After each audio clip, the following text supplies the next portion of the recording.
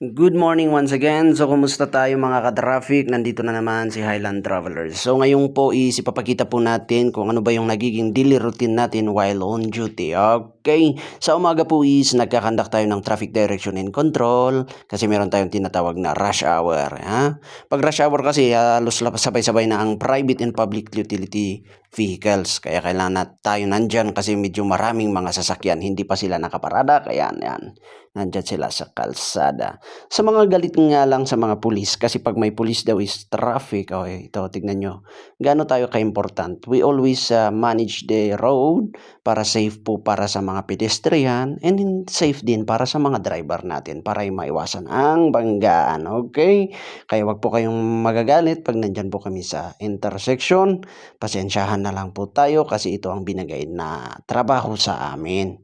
Sorry na lang ha. Then after po ng rush hour is yan.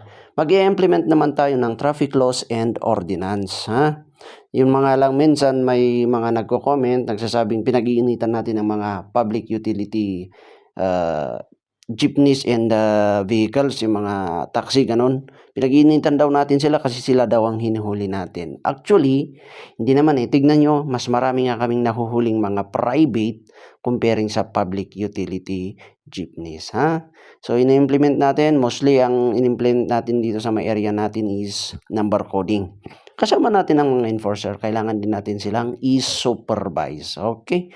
Para po and dito po, sabi ko nga kanina, mostly yung mga nagiging violation naman ng mga jeep and taxi is yung seatbelt, non-observance, saka loading, unloading.